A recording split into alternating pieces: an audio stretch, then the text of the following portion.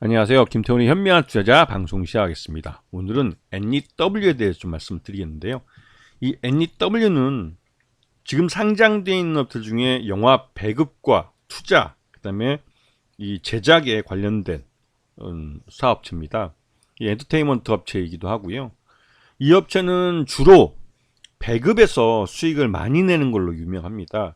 그래서 최근 들어서 이 회사가 뭐 코로나 때문에도 굉장히 고생을 했고, 직접 계열사로 그 시네큐라는 그 극장 체인망도 갖고 있고 하기 때문에 기본적으로 들어가는 비용도 굉장히 큰 회사이기도 하지만, 이 영화의 배급이나 또 제작 또 이런 쪽에서 투자를 많이 하면서 이게 흥행에 성공하지 못하면 전체적으로 실적이 나빠지는 구조를 갖고 있습니다.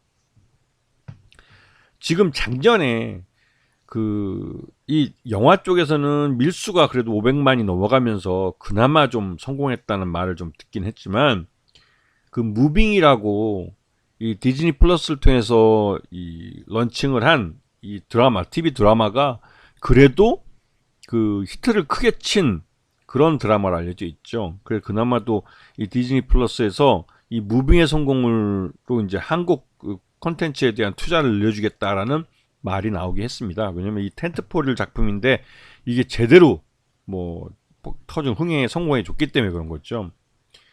하지만 전반적으로 지금 그 별로 이 NEW는 실적이 좋지 못한 상황입니다. 왜냐면 이성균 배우나 또 문제를 일으킨 그 배우들의 작품에 대규모 투자가 이루어져 있는데, 이런 작품들이 공개 시기를 제대로 이제 잡지 못하고 지금 차일피일 공개를 미루면서 작년에 이미 투자가 이루어진 부분에 대해서 이 회수가 안 되고 있기 때문에 굉장히 좀 실적이 나쁜 상태죠. 작년 그 3분기까지 보면 NEW는 그래도 그 영화 배급에서는 전체 시장, 국내 시장에서 3위를 기록하긴 했습니다. 그리고 한국 영화 배급으로는 2위를 했죠. 하지만 작년 극장가 흥행이 1000만 영화를 넘은 게 뭐 범죄도시 3와 서울의 봄 정도이고, 이 직접 제작에도 투자하고 배급을 맡았던 밀수라는 작품은 500만이 넘긴 했지만 기대에는 좀 못 미쳤죠. 왜냐면 이게 한 1000만을 찍어줬어야 했는데, 여름 블랙버스터 그 극장들이 개봉을 할 때 여름 휴가 때 이제 오픈한 거라 이게 1000만은 가졌어야 되는데 500만 정도에서 멈춰버렸기 때문에, 그래도 제작비는 뽑은 걸로 얘기가 나오고 있습니다. 성공한 거죠. 그 정도면 성공하기, 요즘 같은 극장과 이 불황 속에서 이 정도면 잘한 거긴 한데, 전체적으로 그래도 좀 실적이 나쁜 상태입니다. 그리고 이제 현재 지금 이 회사는 그 NEW는 이런 그 영화나 TV 드라마뿐만 아니라 네이버에서 나오는 이런 그 웹드라마라고 그러죠. 이런 것들도 또 만들고 있죠. 그래서 이제 이런 것들도 유통하고 있고, 작년에 그러니까 2022년에 개봉했던 마녀2나 올빼미 같은 게 별로 실적이 코로나 때문에 별로 안 좋았기 때문에, 그 다음에 밀수가 여름에 한 것 중에서는 514만 명 정도 동원해서 그나마 좀 그 손익분기점을 넘기면서 선방한 한국 영화 중에 한 개로 이름을 올리긴 했습니다. 자, 이제 이 NEW는 이 영화 제작, 투자, 배급뿐만 아니라 드라마 제작, 또 이제 드라마에 대한 이 각종 IP를 그 직접 확보를 해서 작품을 제작하기도 하고 하는 등 다양한 이 엔터테인먼트 사업을 하고 있는데, 이 그래도 기본적으로는 영화 제작 배급, 영화 투자 회사입니다. 그래서 영화 쪽에서 좀 실적이 나와줘야 이 회사 실적이 확실하게 좀 좋아지는 그런 모습을 보일 수 있습니다. 자, 작년 이 NEW의 매출은 1333억으로 예전보다 좀 14.3% 정도 줄어든 모습을 보였습니다. 그 다음에 영업이익은 55억 손실로 돌아섰고, 단기 순손실은 168억이 발생했는데, 이게 이제 지분법하고 투자 조합에 대한 지분법 손실, 그런 것들을 다 포함해서 나온 거기 때문에 실제로는 그만큼의 이 현금이 사외로 유출되지 않는 손실이긴 합니다. 그래도 전반적으로 이 극장가의 불황이 여전히 실적에는 마이너스를 나타내고 있고, 이 고객들이, 관객들이 극장에 나와서 영화를 소비해주지 않으면 NEW 같은 경우는 실적이 좋아지기 어려운 구조를 갖고 있습니다.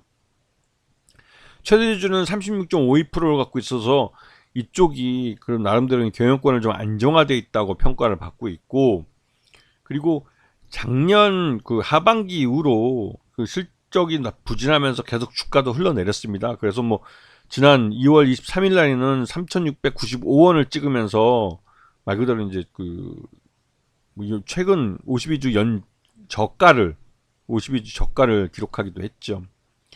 근데 최근 들어서 그나마도 이제 영화 파묘가 올해 1월달 이후에 이제 개봉한 영화 중에서 가장 좋은 흥행 스코어를 그리고 있고, 이에 따라서 이 극장을 찾는 관객들이 다시 늘어날 수 있다라는 기대감을 갖게 하고 있습니다.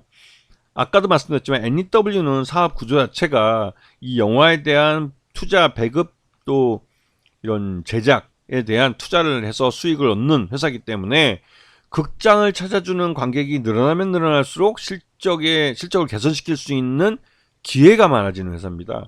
그래서 NEW는 지금 현재 뭐 TV 드라마 제작도 하고 또 여러 가지 이제 이런 파생된 엔터 사업들을 하고 있지만, 무엇보다도 극장 수입이 사라져야 할 수 있는 회사라는 점에서 NEW가 지금 이제 이 파묘의 흥행이 나쁘지만은 않다라는 생각이 좀 들기도 합니다. 그리고 지금 그 NEW가 투자했던 그런 영화들 중에 작년에 그 돌아가신 고 이성균 배우 관련된 영화는 아마도 지금 시장 내에 이런 다시 이제 개봉에 대한 요구를 하는 목소리들이 많아지고 있기 때문에 실제로 그 이성균 배우가 출연한 영화를 보기 위해서 극장을 찾는 분들이 많아질 수 있다라는 기대감이 좀 있는 상황입니다.